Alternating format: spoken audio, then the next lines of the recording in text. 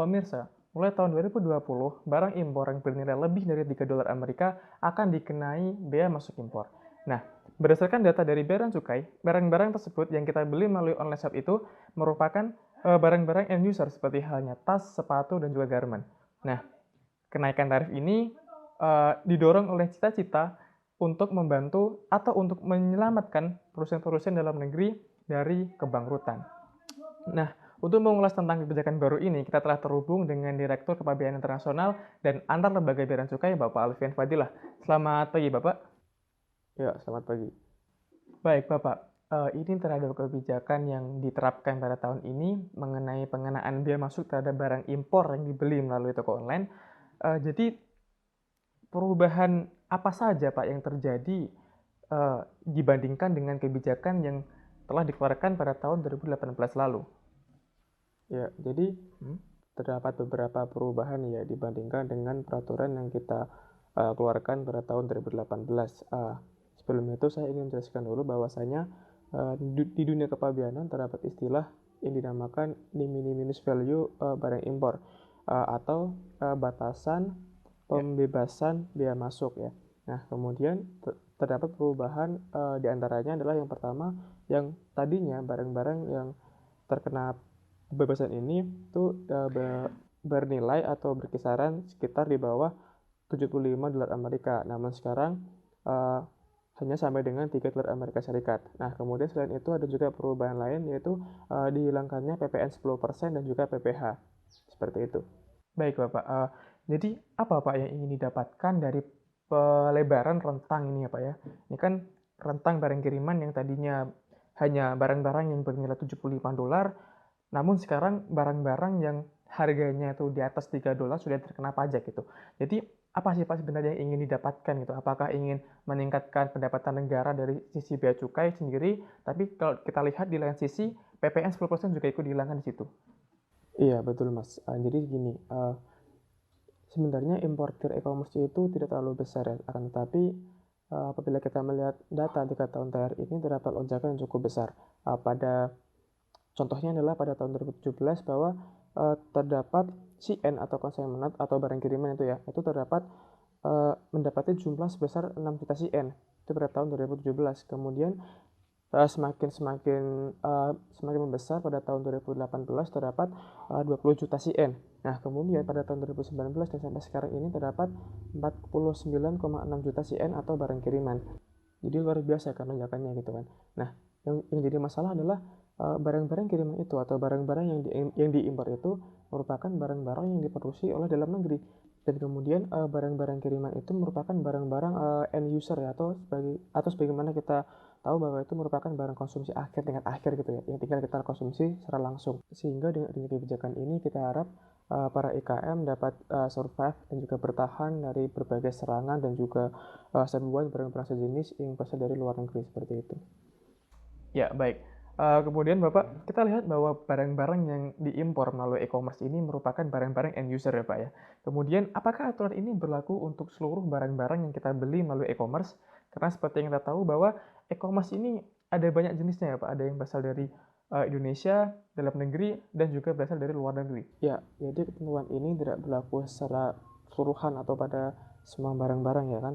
Nah, misalnya buku. Nah, buku ini tetap mendapatkan pembebasan biaya masuk ya. Karena paham betul bahwasanya buku ini digunakan atau sangat penting dalam ilmu pengetahuan. Nah, kemudian dengan barang-barang lain seperti halnya tas, sepatu, dan juga garment tetap sebagaimana mengikuti aturan yang terdapat dalam buku tarif kepabeanan Indonesia seperti itu. Nah, untuk barang lain itu dikenakan tarif 7,5% ya. Nah, kemudian untuk barang-barang seperti tas dan juga pakaian sebagaimana seharusnya yang terhadap dalam buku tarif kepabeanan itu biaya masuknya dalam rentang 15% sampai dengan 20 atau 30%. Kemudian untuk buku tetap dapat pengenaan biaya masuk ya. Dan untuk barang-barang lainnya harus dikenakan pajak seperti seharusnya seperti itu. Baik. Kemudian ini kan masyarakat sebagai konsumen ya Pak ya. Sebagai konsumen dalam artian tidak dapat dipungkiri bahwasanya masyarakat akan lebih memilih membeli barang-barang melalui e-commerce karena harga-harganya akan lebih terjangkau seperti itu Pak. Kemudian apakah dengan adanya kebijakan ini itu akan menjadikan masyarakat menjadi meninggalkan e-commerce, Pak? Ya, itu bisa saja terjadi ya. Tetapi kan di dalam negeri terdapat barang-barang penggantinya atau substitusinya. Jadi bisa jadi tersedia di dalam negeri. Nah, akan tetapi ya walaupun nggak semuanya terdapat dalam negeri seperti itu. Ya, untuk barang-barang yang kita butuhkan tapi tak tersedia dalam negeri ya kita dapat mengimpor barang dan kita dapat membayar pajak sebagaimana seharusnya. Kemudian bagaimana dengan negara-negara asal atau negara-negara pengekspor barang itu, Pak?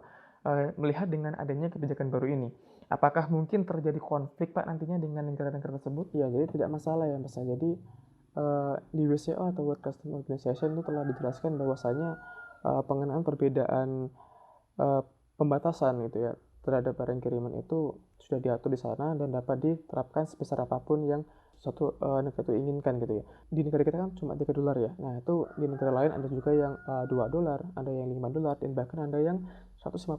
Nah, jadi kan kreatif gitu kan.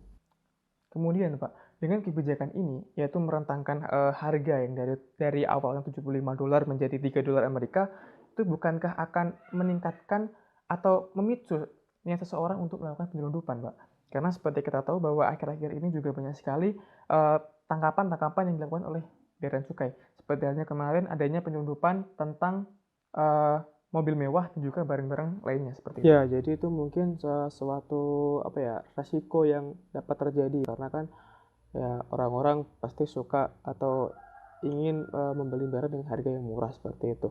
Akan tetapi kita sudah siap bahwa Direktorat Jenderal Bea dan Cukai memiliki berbagai tools yang dapat digunakan untuk melakukan pencegahan terhadap penyelundupan barang-barang seperti itu. Nah, kemudian hal itu ditandai juga dengan semakin banyaknya ya Mbak ya tanggapan kita di beberapa bulan terakhir ini sehingga itu suatu pembuktian bahwasanya Direktorat Jenderal Bea dan Cukai sudah siap untuk mengatasi atau menangani berbagai kasus penyelundupan yang akan terjadi seperti itu. Kemudian, Pak, kita tahu bahwa banyak sekali UKM yang ada di Indonesia yang menjadi dropshipper ya, Pak ya. Nah, kemudian bukankah dengan kebijakan ini akan mematikan kegiatan UKM tersebut, Pak? Nah, jadi begini ya Mas ya. Kalau kita lihat datanya itu barang-barang kiriman ini merupakan barang-barang end user. Nah, apabila kita lihat para IKM gitu kan, nah IKM itu terdapat skema sendiri Mas. Jadi terhadap para IKM kita mempunyai fasilitas yang dinamakan kita IKM. Jadi di kita IKM itu terdapat pembebasan perpajakan bagi para IKM untuk mengimpor bahan baku seperti itu.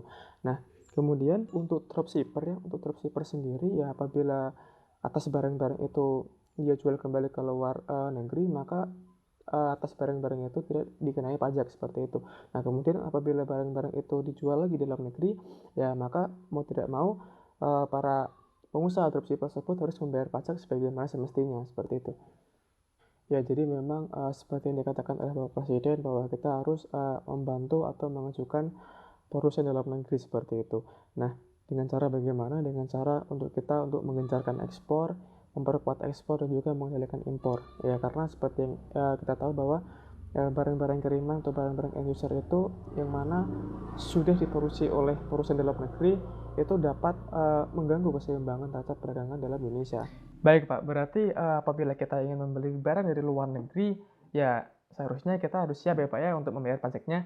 Ya, karena kita mampu membeli barangnya tersebut, masa kita nggak bayar pajaknya ya, Pak ya?